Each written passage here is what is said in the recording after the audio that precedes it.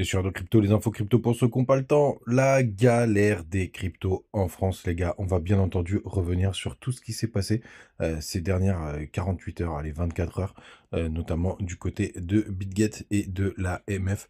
On va regarder en détail tout ce qui peut se passer et répondre concrètement à vos questions. Et bien entendu, on parlera du Bitcoin, hein, parce qu'on est quand même là pour ça, tout simplement. Et puis, sa montée impossible, notamment avec les contrats, les CME.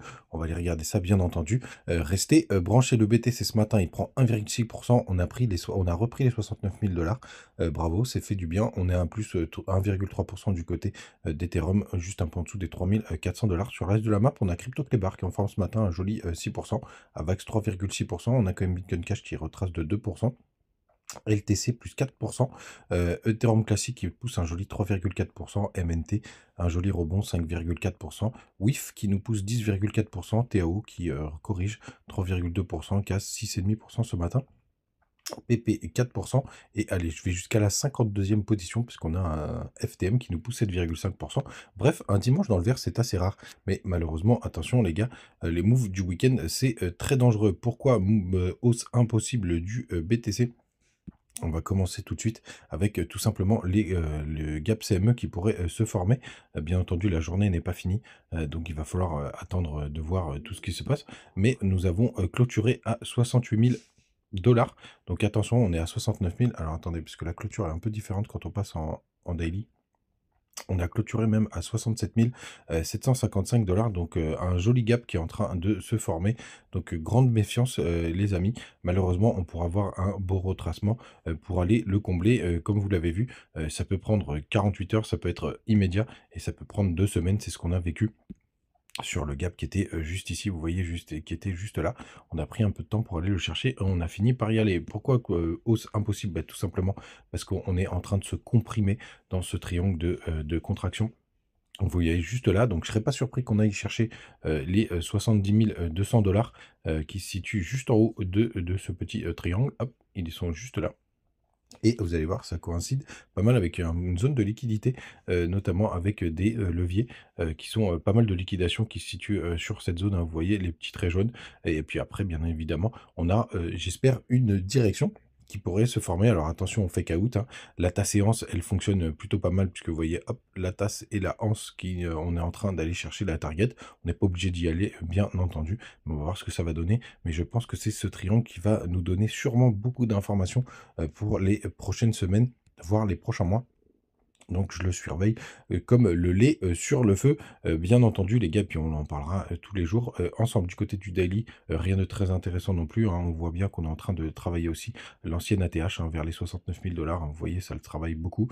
Ici, on a eu pas mal de touchettes. Ici, il a fait office de support, on l'a perdu.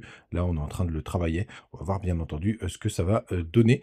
Très intéressant, en tout cas, tout ce qui s'y passe. Et vous voyez les petits supports du côté du système Ishimoku qui se situent un petit peu plus bas. Quand on passe en weekly, puisqu'on va avoir la clôture weekly. Alors, pour le coup, là, c'est un peu plus joli. Tout simplement parce que, regardez, je vais vous montrer, ça, c'est très simple.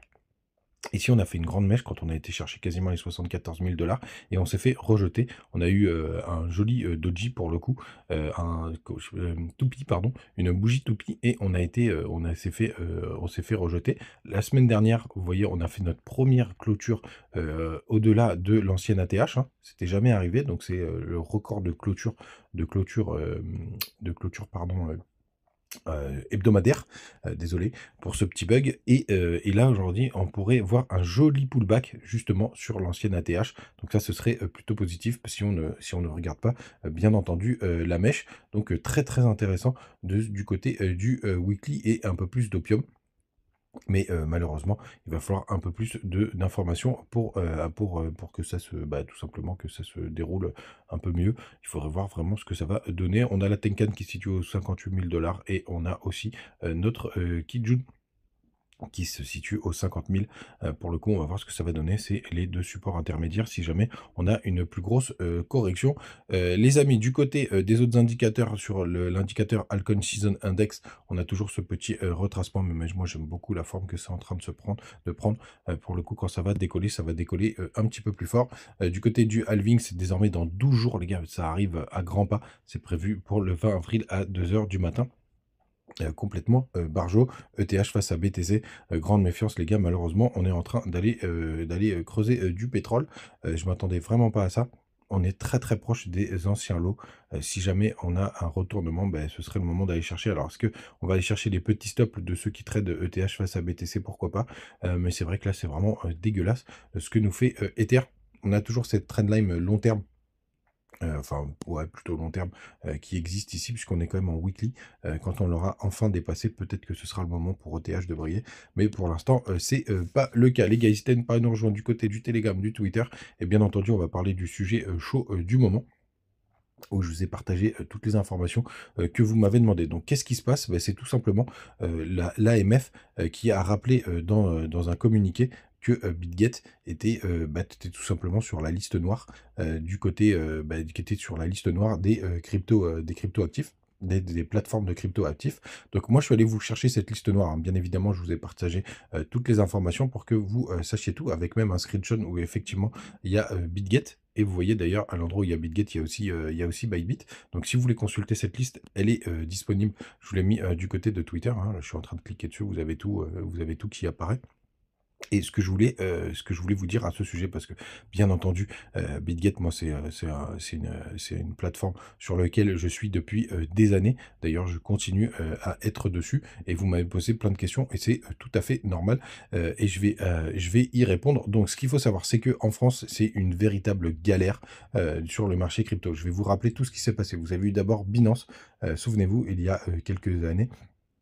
Non, ça doit faire, 1 an, maintenant, qu'il y a eu, des problèmes avec la justice française et du coup, qui s'est, retrouvé à ne plus pouvoir, exercer de trading en France. Donc aujourd'hui, si vous êtes sur Binance, vous pouvez plus faire de trading futur en France, c'est terminé. Vous pouvez toujours acheter en spot, vous pouvez toujours avoir, des cryptoactifs, mais vous pouvez plus faire de trading. Ensuite, la deuxième e qui a eu, un souci, c'était Bybit. Bybit, vous pouvez plus faire de trading en France et vous pouvez plus vous inscrire sur, par rapport, enfin, sur le fait si vous êtes français. Par contre, tous les users ils peuvent utiliser. Le dernier en date, c'est KuCoin.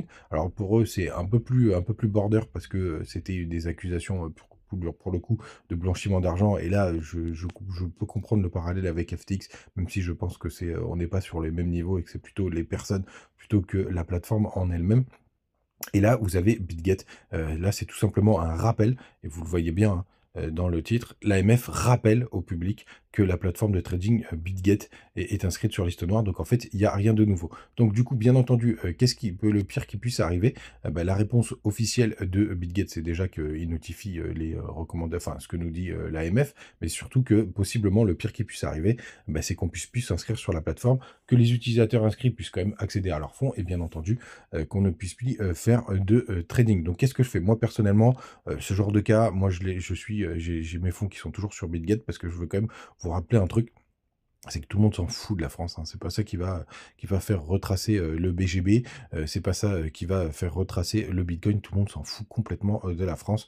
Bitget, c'est les premiers qui ont, publié justement les, proof of reserve. Donc, pour le coup, moi, je suis, plutôt, confiant. Par contre, les gars, vous faites vraiment ce que vous voulez, hein. En aucun cas, vous pouvez, considérer, que je vous conseille de laisser vos fonds sur Bitget. Vous faites absolument ce que vous voulez, c'est votre oseille, c'est votre décision.